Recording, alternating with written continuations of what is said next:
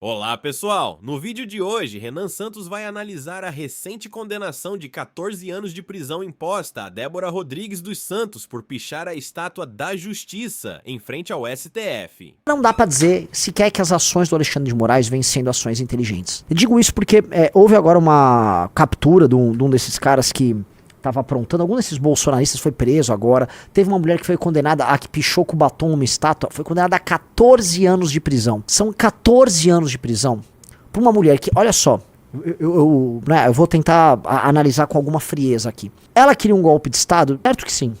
Ela era uma maluca, tava certo sim. Ela achava que aquilo iria redundar, aquele ato todo, vamos dizer, uma possível intervenção militar que nos salvaria do comunismo? Certo que sim. Dito isso, né, ela manchou uma estátua com batom, né, naquele ato, no vandalismo dela, com uma intenção golpista, e ela foi condenada a 14 anos de cadeia.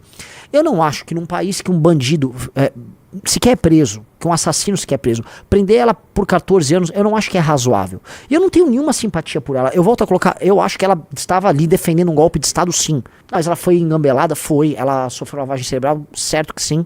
Mas 14 anos, isso é desproporcional com a legislação brasileira. E mais, isso é desproporcional com o entendimento geral desse STF maldito, que é um entendimento meio que leniente, meio não, muito leniente com a bandidagem. Teve uma declaração recente, foi do Lewandowski, me corrija, não sei se foi o Lewandowski ou o Barroso, que não é STF, mas é um ex-STF, agora ministro da Justiça, que diz o seguinte: não é culpa da Justiça, a polícia prende mal e nós soltamos. A polícia prende mal e nós soltamos. A polícia faz um trabalho que é quase maluco, que é quase uma insanidade, que assim, você vai levar o cara detido pra delegacia sabendo que de nada vai adiantar, porque ele vai voltar solto. Porque ele vai voltar solto. Assim, a polícia, a gente gasta dinheiro com a polícia hoje, coitado da polícia. Inutilmente que o policial vai, se coloca numa posição de risco, prende um bandido, leva ele detido e sabe que ele vai sair. Aí vem um cara, não, aí que a polícia prende mal e nós, né, nós da justiça, nós homens prontos, e aí tem um discurso elitista da parte dele, nós temos que soltar, nós temos que cuidar das garantias lá do preso, né, o que é um absurdo. Isso é, vamos dizer, sintomático do distanciamento total completo da realidade por parte desse ministro Supremo. Ele vive em outro mundo, é um sujeito que tá completamente fora da realidade. Completamente fora da realidade, né? O entendimento geral do STF é um entendimento que não é nem um pouco punitivista, mas para os malucos e malucas que foram mobilizados e enganados pelo bolsonarismo a ir pra frente de quartel, vocês que me desculpem, está cruzando linha. E eu acho que todo mundo vai concordar aqui. Todo mundo vai concordar aqui que o Alexandre de Moraes exagera. E aí, ao exagerar, ele comete injustiças. Ao exagerar, ele mostra uma sanha punitivista completamente, vamos dizer, desmedida quando comparada com a lógica do STF. E ele mostra também como o sistema se comporta, tá, com aquilo que ele considera um crime real. Porque, veja só, uma coisa é o crime que está inscrito na lei, né? Isso aqui é crime, isso aqui está no Código Penal. Beleza. Outra coisa é o que o sistema acha perigoso. Vocês entenderam a diferenciação que eu tô fazendo? Uma coisa é o tipo penal. A outra coisa é, isto aqui é perigoso pro sistema? Por exemplo, a Lava Jato era perigosa pro sistema. Portanto, a Lava Jato precisava ser criminalizada. Aquele ato que aconteceu, que é um ato que tinha teor golpista sim, e é o ato que atentava, é feio, mas enfim, que atentava contra o Estado Democrático de Direito, para eles é muito mais grave do que a existência, por exemplo, de uma facção criminosa que tortura e mata. Comando Vermelho, PCC, etc. É muito mais grave. Então, as punições que estão acontecendo, que são punições meio arbitrárias, sejamos bem claros, são punições que atendem, na verdade, à visão de mundo de quem detém o poder, sendo um burocrata. Os burocratas que detêm o poder, eles expressam ali a visão de mundo deles. Esses despachos, eles mostram para as pessoas o que é prioridade ou não. Entenderam o que eu quero dizer? Como ele é um despacho que parte, vamos dizer, de um inquérito que é um tanto quanto exótico, ele parte de um sistema, né, que não tem um duplo grau de jurisdição, não tem um amplo direito de defesa, é tudo exótico. E aí ele tem essa liberdade para trazer vamos dizer, um julgado dessa natureza, com uma punição dessa natureza, que me desculpem os defensores ali do STF. Que vocês me desculpem. Isso não faz sentido. O cidadão comum olha e não faz sentido. Então eu quero começar aqui fazendo esse paralelo. De um lado, alguém que muito fala e nada faz, o bolsonarismo. Eles vivem de falar. Tanto que tanto falaram que eles estão sendo presos, e eu digo Jair, ele será preso, por muito falar e nada fazer. Veja só que engraçado. E o argumento do Bolsonaro no fim vai ser dizer, sim, eu muito falo e nada faço. Muito falo e nada fiz. Olha que louco. E do outro lado nós temos um cara que pouco fala e muito faz. E é o comum entre ambos. Ambos estão profundamente errados. Volto a colocar, comum entre ambos estão profundamente errados. O Alexandre de Moraes, se ele tivesse ali, tô falando dentro daquele inquérito exótico e legal, se ele tivesse ficado focado apenas em evitar o golpe de Estado do senhor Jair Bolsonaro, que de alguma maneira ele ajudou a evitar, e não tivesse, né, abraçado a tentação de poder que vinha com esses meios de ação que ele tinha à disposição, o Alexandre de Moraes, ele teria a faca e o queijo na mão para fazer o que é certo ali. Porque sim, amigos, o golpe de Estado precisava ser parado. Vocês entendem disso? Todo mundo aqui concorda que um golpe de Estado precisava ser parado, né? Dito isso, para ele não é mais sobre o golpe de Estado, mas é sim para a afirmação dele como força política e da afirmação dos seus pares como força política e da derrota de qualquer ameaça. Tanto que a coisa derivou, por exemplo, para daquele lance de censurar a internet para todos nós, censurar as redes sociais para todos nós, para defender um tipo de visão de mundo que se expressa num controle do discurso político, numa sociedade que se diz livre e democrática, que não tem mais nada a ver com Bolsonaro. Aquilo não tem a ver com Bolsonaro. O Brasil estava comprando um discurso semi-tirânico de restrição de liberdade de expressão que afetaria a todos nós.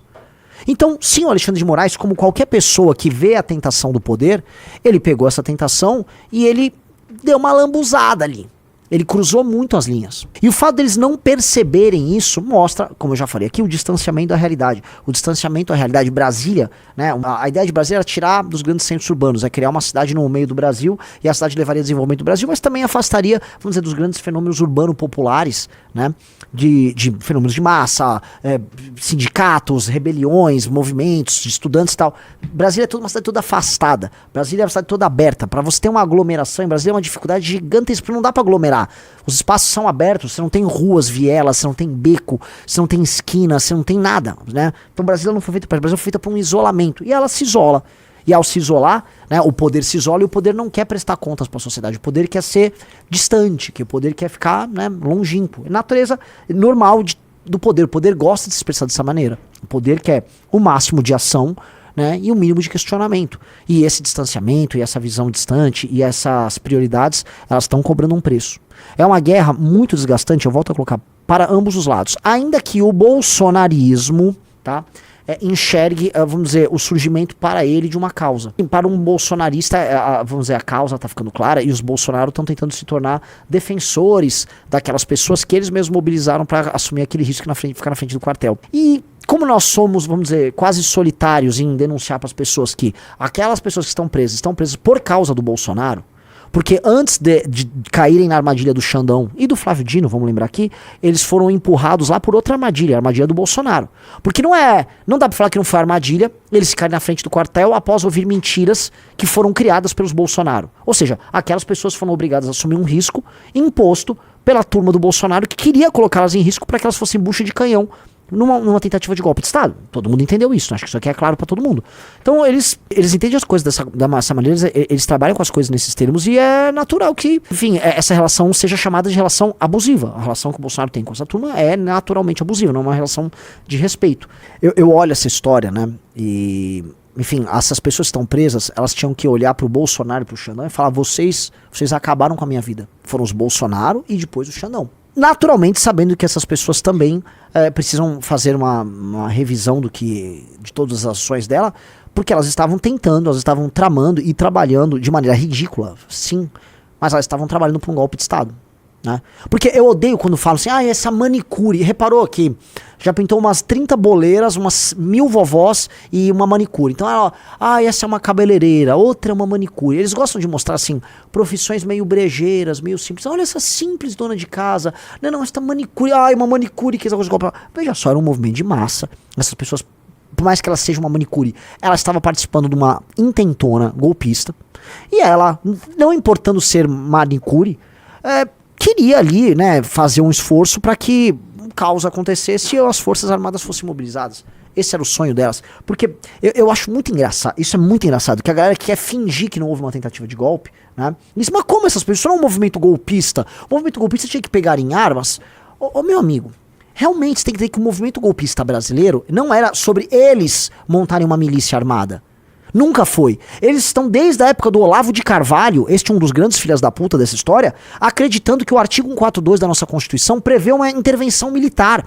Então o golpe deles consistia em ir na frente de quartéis, pedir com faixas e cantar alucinadamente por meses a fio, pedido de intervenção militar ilegal, julgando este ser constitucional. Então, a natureza do golpe é outra. Eles eram uma massa de pessoas querendo mobilizar as Forças Armadas, acreditando por parte dos seus líderes que essa mobilização era necessária. E aí eles achavam que sim, eles iam causar um caos e as Forças Armadas iam atuar para salvar o Brasil. Este era o golpe que eles estavam dizendo, era um golpe diferente. E esse golpe fica claro quando essas pessoas iam por esse caminho. E na mesma linha, o presidente da República, até então o Bolsonaro, tentava não só apenas produzir material fundamentando um golpe contra o TSE, tá? Um golpe até agora, vamos dizer, uma fraude que eles tentaram comprovar até hoje, não provada, e não vai provar porque muito provavelmente, estou falando assim, 99,9%, não teve fraude nenhuma. Então, eles tentaram isso e prepararam uma minuta de um golpe e tentaram convencer ministros de Estado e chefes das Forças Armadas a tocar o golpe. Então, sim, meu amigo, tá tudo. Essa era a natureza desse golpe. E aquelas pessoas estavam cumprindo o seu papel nesse arranjo golpista. Então todo mundo que tá diminuindo, não, é uma cabeleireira que foi protestar aqui. Não era uma cabeleireira, ela estava cumprindo um papel dentro desse arranjo. E era um papel que ela cumpria de maneira consciente. Eles sabiam que o papel que cabia nesse jogo era mobilizar as Forças Armadas, era ficar na frente dos quartéis, o dinheiro ia pra lá pra isso. Eles não estavam à toa na frente de um quartel, eles não estavam na frente de um estádio de futebol ou de uma escola de samba. Eles estavam na frente de um quartel, eles estavam todos posicionados em frente a quartéis com pedidos muito específicos. Então, é bizarro, entendeu? E eu acho, cara, que honestamente, o Alexandre de Moraes, né, nesse game, ele não percebe mais que perdeu a linha. Ele não percebe mais que cruzou várias linhas mesmo, né? Cruzou a risca de giz várias vezes. E que isso vai se virar contra ele em algum momento. A roda da história vai se voltar contra ele. Porque os próprios arranjos do STF que mantém ele lá nessa posição, uma hora vão tirar ele dessa posição. E ele vai ficar numa situação frágil. O que o Alexandre de Moraes está contratando é uma grande fragilidade. E talvez, sabendo que em algum momento vai virar uma fragilidade, ele adota a estratégia de atacar sempre. Assim como é da natureza do Bolsonaro chorar e perder, é da natureza do Alexandre de Moraes atacar e aumentar a intensidade do ataque. E a cada hora é uma pena mais dura, uma ação mais grave. Colocaram ali que além da pena de 14 anos, estão falando em 30 milhões de multa pra moça ali. 30 milhões ainda. Pô, 30 milhões. Nós somos o país em que o filho do Marcinho VP viaja pelo Brasil fazendo excursão. Não faz sentido.